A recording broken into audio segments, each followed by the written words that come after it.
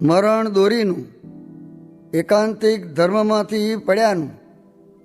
સ્વામિનારાયણ હરે સંવત 1880 પોષ વદી એકાદશીને દિવસ સ્વામી શ્રી સહજાનંદજી મહારાજ શ્રી ગઢડા મધ્યે દાદા ખાચરના દરબારમાં આથમણે દ્વાર ઓરડાની ઓસરીએ વિરાજમાન હતા ને સર્વ શ્વેત વસ્ત્ર ધારણ કર્યા હતા ને પીરીછીટની રજાઈ ઓઢી હતી ને પોતાના મુખારવિંદની આગળ મુનિ તથા દેશ દેશના હરિભક્તની સભા ભરાઈને બેઠી હતી ને જ્યાં જ મૃદંગ લઈને સંત કીર્તન ગાવતા હતા.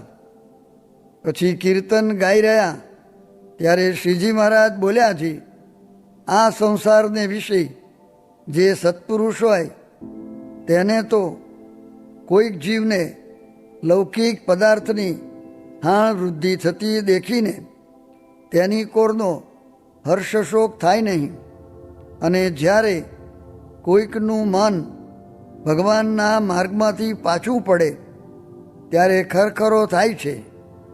કાજે થોડાક કાર જીવવું ને એનો પરલોક બગડશે, માટે એને મોટી હાણ થાય છે. અને ભગવાનના જે અવતાર પૃથ્વીને વિશે થાય છે તે ધર્મના સ્થાપનને અર્થે થાય છે. તે કેવળ વર્ણાશ્રમના ધર્મ સ્થાપન કરવાને અર્થે જ નથી થતા. કેમ જે વર્ણાશ્રમના ધર્મ તો સપ્તર્ષિ આદિક જે પ્રવૃત્તિ ધર્મના આચાર્ય છે તે પણ સ્થાપન કરે છે. માટે એટલા સારું જ ભગવાનના અવતાર નથી થતા. ભગવાનના અવતાર તો પોતાના એકાંતિક ભક્તના જે ધર્મ તે પ્રવર્તાવવાને અર્થે થાય છે. અને વળી જે એકાંતિક ભક્ત છે તેને દેહે કરીને મરવું એ મરણ નથી. એને તો એકાંતિક ધર્મમાંથી પડી જવાય એ જ મરણ છે. તે જ્યારે ભગવાન કે ભગવાનના સંત તેનો હૈયામાં અભાવ આવ્યો ત્યારે એ ભક્ત એકાંતિકના ધર્મમાંથી પડ્યો જાણવો. અને તે જો ક્રોધે કરીને પડ્યો હોય તો તેને સર્પનો દેહ આવ્યો જાણવો, અને કામે કરીને પડ્યો હોય તો યક્ષ રાક્ષસનો અવતાર આવ્યો જાણવો. માટે જે એકાંતિકના ધર્મમાંથી પડીને એવા દેહને પામ્યા છે ને જો તે ધર્મવાળા હોય અથવા તપસ્વી હોય તો પણ ધર્મે કરીને તથા તપે કરીને દેવલોકમાં જાય. પણ જેણે ભગવાનનો ને ભગવાનના સંતનો અભાવ લીધો તે તો ભગવાનના ધામને તો ન જ પામે. અને વળી જે પંચ મહાપાપે યુક્ત હોય અને તેને જો ભગવાન ને ભગવાનના સંતને વિશે અવગુણ ના આવ્યો હોય તો એના પાપ નાશ થઈ જાય ને એનો ભગવાનના ધામમાં નિવાસ થાય. માટે પંચ મહાપાપ થકી પણ ભગવાન ને ભગવાનના ભક્તોનો અવગુણ લેવો એ મોટું પાપ છે. ઇતિ વચનામૃતમ. એવી રીતે ગઢડા મધ્ય પ્રકરણનું 46મું વચનામૃત જે તે થયું. ભગવાન ભજીએ છે તેમાંથી બહુ જ મોટો લાભ થશે. તે એક બ્રહ્માંડ જેટલો ન કહેવાય ને 100 બ્રહ્માંડ જેટલો પણ ન કહેવાય. સ્વામિનારાયણ હરે સ્વામીએ વાત કરી જે મહારાજનો મત તો કથા કીર્તન વાર્તા ધ્યાન એ જ કરાવવું છે ને માણસને તો સ્વભાવ પડી ગયા તે બીજું કર્યા વિના રહેવાય નહીં. ત્યારે હવે આપણે શું કરીએ? ને આવો જોગ છે તેમાં નહીં સમજાય ને સ્વભાવ મૂકીને મોટા સાથે નહીં જોડાય તો તે મોડો ધામમાં જશે. એમાં કાંઈ ભગવાનને ઉતાવળ નથી ને આ કારખાના તો દાડે દાડે વધતા જશે. સ્વામિનારાયણ હરે સ્વામીએ વાત કરી જે કલ્યાણનો ખપ કેવો રાખ્યો જોઈએ. જે 69 કાળમાં ભીમનાથમાં રાકા માગવા આવતા ને કરગરતા ને તેને ધક્કા મારે પણ જાય નહીં એવો ખપ રાખવો.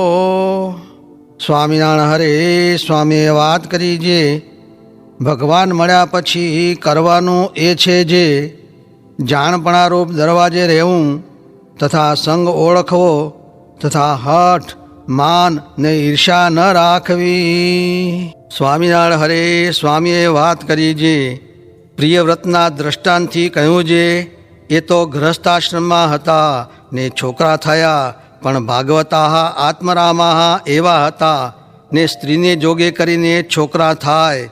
જેમ પેશાબ નીકળે, મળ નીકળે, થૂંક નીકળે, નાવું ખાવું એ જેમ ક્રિયા થાય છે તેમજ એ પણ ક્રિયા થાય, પણ તેનું સ્મરણ ચિંતવન મનન ન થાય ને ચિંતવન તો ભગવાનની કથા વાર્તાનું થાય.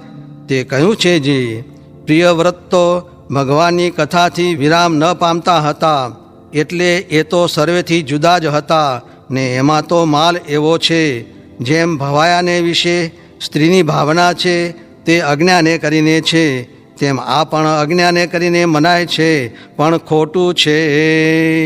સ્વામિનારાયણ હરે સ્વામીએ વાત કરી છે ગ્રામ્ય કથા કર્યા કરે ને તેમાં ભક્તિ મનાવે ને મોટેરા હોય તેને કોઈથી કહેવાય પણ નહીં, ને કોઈ કહે તો ભક્તિનો ઓથ લઈને તેને પણ સોરી પાડે ને એમાંથી નોખું પડવું હોય તેને તો અનેક કળા છે તે ખસી જાવું. સ્વામિનારાયણ હરે સ્વામીએ વાત કરી જે આ દેહે ભગવાનને ભજી લેવા ને દેહ તો હમણાં પડશે, માટે આ તો વીજળીના ઝબકારામાં મોતી પરોવી લેવું તેમ થોડામાં કામ કાઢી લેવું ને કોઈ વાતનો મમત કે પક્ષપાત ન રાખવો, કાજે એમાં બહુ ભૂંડું થાય છે.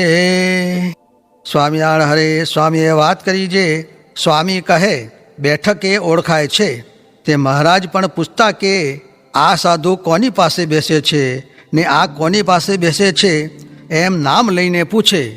પછી જે જેની પાસે બેસતા હોય તેના નામ લઈ દેખાડે, ત્યારે તેઓ કોકનો સંગ ન કરવા જોગ હોય ને સારો સાધુ એની પાસે બેસે છે એમ જાણે, ત્યારે કહેશે જે પંડિતો સારા છે પણ સાધુ ઓળખતા આવડતું નથી એમ કહેતા. માટે આ સંગમાં ભેદ દેખાડ્યો અને ઉત્તમ સંગ કરવો ને નરસાની તો સોબત જ ન કરવી. સ્વામિનારાયણ હરે સ્વામીએ વાત કરી જે અમે કોઈ દિવસ દશોંદ વિષોંદ કાઢવાની વાત સૌ કહે છે જે કરો તો પણ નથી કરી, પણ આજ કહું છું જે દશોંદ વિષોંદ કાઢશો તેને ખાવા મળશે, નહીં કાઢે તે દુબળા રહેશે. એમ કહીને દાજીબાઈને કહ્યું જે હવે મોટા થયા તે ધર્મવેરો કાઢવા માંડો. સ્વામિનારાયણ હરે સ્વામીએ વાત કરી જે એવા જે પ્રત્યક્ષ શ્રી સહજાન સ્વામી પરબ્રહ્મ પરમ કારુણિક તેમની મૂર્તિના બે ચરણારવિંદથી લઈને મસ્તક સુધી સર્વે અંગને પૃથક પૃથક ધારીને એકાંત સ્થળને વિશે બેસીને ઇન્દ્રિયો મન પ્રાણ તેનો પ્રત્યાહાર કરીને પૂર્વાપર રાત્રિને વિશે અતિ દ્રઢ મતીએ કરીને અતિ દ્રઢ ચિત્તે કરીને અતિશય સ્થિર થઈને યોગી તેણે શ્રીહરિનો ધ્યાન કરવું ને કામાર્ત તસ્કર નટ વ્યસની ને દ્વેષી એ સર્વે પોતપોતાના વિષયને વિશે જેમ તત્પર થઈને મંડ્યા છે તેમ મુનિ જે તે શ્રીહરિની મૂર્તિ ધારવાને વિશે અતિ હર્ષેયુક્ત છે મન જેનું એવો થકો તત્પર થઈને મંડે ને સાધ્વી ચકોર શલભ મચ્છ ચકવા ચકવી ને બપૈયા એ જેમ પોતપોતાના વિષયમાં નિમગ્ન છે તેમ યોગી જે તે શ્રીહરિની મૂર્તિમાં અતિશય આનંદ થકો નિમગ્ન રહે ને સમુદ્ર મંથન કરવાને સમયે દેવ દાનવ મનમાં વિશ્વાસ રાખીને મંડ્યા હતા, તેમ યોગીએ મનમાં દ્રઢ વિશ્વાસ રાખીને ભગવાનની મૂર્તિ ધારવાને નિત્ય નવો અધ્યાસ રાખવો ને રસાસ્વાદ નિદ્રા હિંસા ને વિક્ષેપ એ ધ્યાનમાં વિરોધી છે તેનો ત્યાગ કરે ત્યારે ધ્યાન થાય, નહીં તો ન થાય.